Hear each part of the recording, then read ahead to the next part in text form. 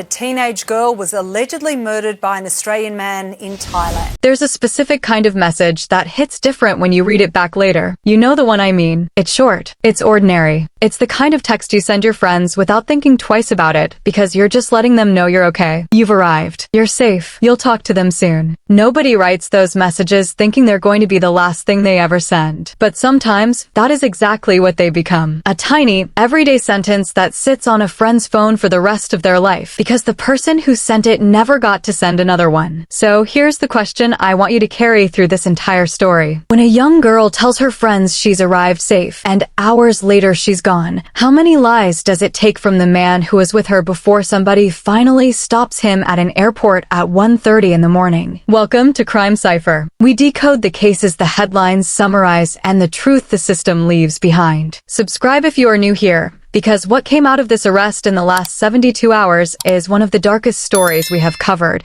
and you are going to want to hear all of it. Her name was Tunchanok Donhomla, but everyone who loved her called her Cake. She was 17 years old, an only child. She lived with her father and her stepmother in Calasan, a quiet province in the northeast of Thailand, roughly 480 kilometers from the city where her life would end. Her mother was already gone. Cake had grown up without her. Her father would later put it into words that break your heart to read. He told a reporter that his daughter had no mother, so whenever she wanted anything, she would find a way herself, and that she always helped him too. A 17-year-old girl, no mother, who took care of herself and took care of her father. That is who Cake was to the people who actually knew her. On the 16th of June, Cake told her parents she wanted to go on holiday with a friend, and she traveled from Calasan to Pattaya, a coastal resort city known around the world for its beaches and its nightlife. Her family said goodbye to her believing she was on a holiday, and for a little over a week, everything on the surface was fine. But at some point during that trip, Kate crossed paths with a 46-year-old Australian man who had been living in Pattaya for the last 8 months, and everything that would happen next would come out of that single encounter. His name is Simon Peter Carman, 46 years old, Australian, born in Ballarat, Victoria. For most of his working life, he was a truck driver, mechanic, and handyman. In the year or so before he left Australia, things around him were shifting. Western Australian police seized his firearms and suspended his gun license. And about 8 months before Cake ever set foot in Pattaya, Simon Peter Carman left the country. He settled in Jomtien, a beach neighborhood right next to Pattaya, and he rented a small condominium on Jomtien 2nd Road for around 100 Australian dollars a week. He told people he was there for a cheaper cost of living and medical treatment for his back. But on the inside of his phone, something else was going on. Australian journalists dug up his public account on Threads, and what they found was months of him sitting behind that account, cold messaging women all over the world. Copy and paste style openers. Hello, gorgeous. How are you doing? Where are you located? Every so often, the mask would slip. On the 4th of June this year, a woman posted a selfie with the caption, "Am I your type of girl?" His public reply was 2 words, "Too fat." So that is who was sitting inside the condo on Jomtien 2nd Road in the early hours of the 25th of June. And on that morning at 3:34, the CCTV camera at his own building caught him walking through the front entrance, hand in hand, with a 17-year-old girl. According to Thai police, Simon Peter Carman met Cake in the early hours of the 25th of June in the Beach Road and Jomtien Beach area, one of the busiest tourist strips in all of Pattaya. Police allege the two of them agreed on an arrangement. 1,000 baht for sexual services. That is roughly $30 US. Hold that number in your head because it becomes important very shortly. At 3:34 in the morning, the CCTV camera at Carman's own condominium picked them up. 2 figures walking through the front entrance, hand in hand. A 46-year-old man and a 17-year-old Thai girl who was, in the words of Pattaya police, less than half his size, walking into his condo. At 3:34 in the morning, and the camera caught all of it. But here is the detail I cannot get out of my head. When Kate got up into that room, she pulled out her phone. She opened Line, which is the messaging app that everyone in Thailand uses, and she sent her friends a message to let them know where she was. The message, according to the police chief overseeing the case, said this: "I've arrived at his apartment." That was it. She was telling her friends she was safe. She had arrived. She was where she was supposed to be. That message sat on her friends' phones for the rest of that day and the days after. But Cake would never send another one. because at some point after she sent that text, according to police, the argument started. And it was about the money. Police alleged that when it came time to pay, Carman offered Cake only 500 baht instead of the 1,000 they had agreed on. Half. He offered her half. A 17-year-old girl, 480 kilometers from home, alone in a stranger's apartment, being told she was going to get half of what she was promised. And in that moment, that dispute over roughly $15 turned into something no one in that room would walk away from together. Once Carman was in custody, he started talking. And this is where the case gets strange, because he did not tell the police one story. He told them several, and none of them line up with each other. At one point, he told investigators the whole thing was an accident, and that Cake had actually disappeared from the room while he was asleep. But the CCTV footage from his own building disproves that before it even leaves his mouth. He walked her in at 3:34 in the morning, and hours later, he walked out alone with a large black suitcase. Cake did not disappear from anywhere. She never left that room on her own 2 feet. Then, in another version, he told police it was self-defense. He claimed Cake had pulled a knife on him during the argument over the money, that she was trying to rob him, and that he grabbed her neck with one hand while trying to wrestle the knife away with the other. That is his explanation for how his hands ended up on the neck of a 17-year-old girl who was less than half his size. And then there is the version he gave to Pattaya Police Chief Colonel Annex Rathangia. In his own words, Carman said he strangled her until she was motionless. He said he brought her body into the bathroom. And he said he was, in his own phrasing, clueless to find a solution, so he stuffed her in the suitcase. When reporters asked him on camera about the deep fingernail scratches visible across his neck and his arms, he gave one more explanation. He said, "I think it's a spider. They always get in here. A spider." That is the answer this 46-year-old man gave the world on camera for the marks left on his body by a 17-year-old girl. Pattaya police responded to all of it in one sentence. The physical evidence does not match a simple accident or a defensive struggle. The scratches, in the words of investigators, are consistent with a struggle. Between 9:25 and 9:48 that same evening, the same CCTV cameras that had watched Cake walk in that morning watched Carman walk out, alone, wheeling a large black suitcase behind him. He rolled it out of the building, strapped it to the back of a motorbike, and rode. The distance from his condominium to the spot where the suitcase would be found is roughly 4 kilometers. At some point during that trip, he passed through an area with a blind spot in the camera coverage. He was off camera for about 9 minutes. When the cameras picked him up again, he was riding back toward his building. Without the suitcase, he had dumped it in a patch of thick grass beside a railway line just outside the city. Inside the suitcase was the body of 17-year-old Tunchanok Donhomla. The suitcase was black, 26 inches. Her body showed signs of severe physical assault and heavy facial bruising. And then Carman went back to his condo,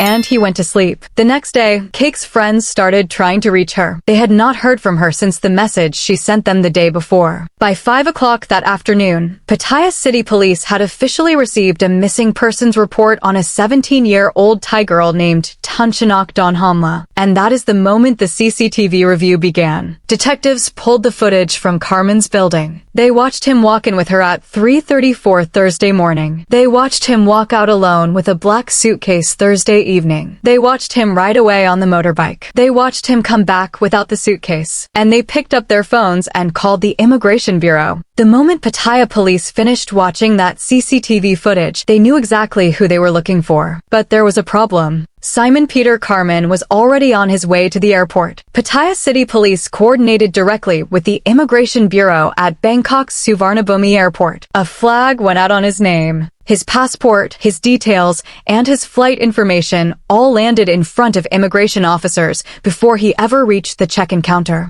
Because Carman had a Jetstar flight booked. Perth, Australia. Straight home. At 1:15 in the morning on Saturday, the 27th of June, Simon Peter Carman was intercepted at Suvarnabhumi Airport. Minutes, according to Thai police, before he would have boarded that plane. He was arrested at the gate. And 15 minutes later, at 1:30 in the morning, a separate team of officers in Pattaya, more than 100 kilometers away, located the black suitcase in that patch of thick grass beside the railway line. He was arrested and her body was found in the same 15-minute window. If Thai police had moved even slightly slower, Carman would have been in the air over Southeast Asia by the time anyone opened that suitcase. Simon Peter Carman was transferred to Pattaya Provincial Court and formally charged for charges: murder, concealment of a body, moving or destroying a body, and taking a minor aged 15 to 18 for sexual purposes. He denied all four. He has been remanded in custody and bail has not been granted. Under Thai law, a murder conviction can carry the death penalty by lethal injection or life imprisonment. Pattaya Police Chief Colonel Anak expects the case resolved within 84 days of the arrest. If Carman continues to deny the charges, it could take years. While he was still in custody, Carman recorded a video message to Cake's family. He looked into the camera and said, "I feel bad for what happened to your daughter. It was out of my control. I know you'll be very sad, upset. Same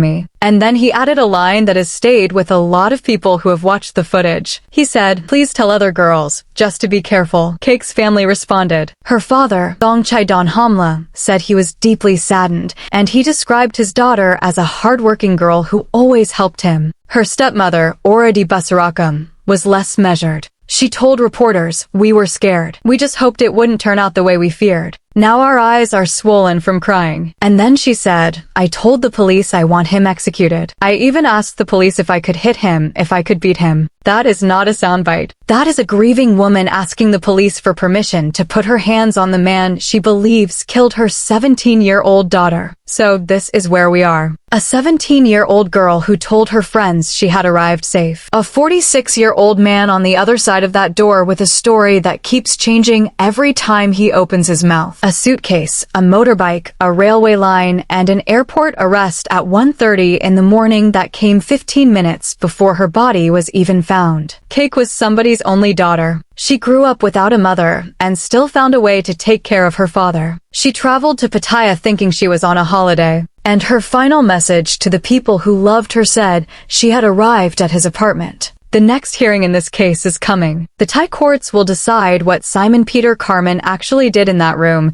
and what he pays for it. If you want to follow this case with me, subscribe to Crime Cipher and turn notifications on, because the moment there is a court date, at a new development or a verdict, we will be right here. Leave a comment and tell me what you think should happen to him under Thai law. And if this story stayed with you, share it, because Cake deserves to be more than a headline about a suitcase. See you on the next case.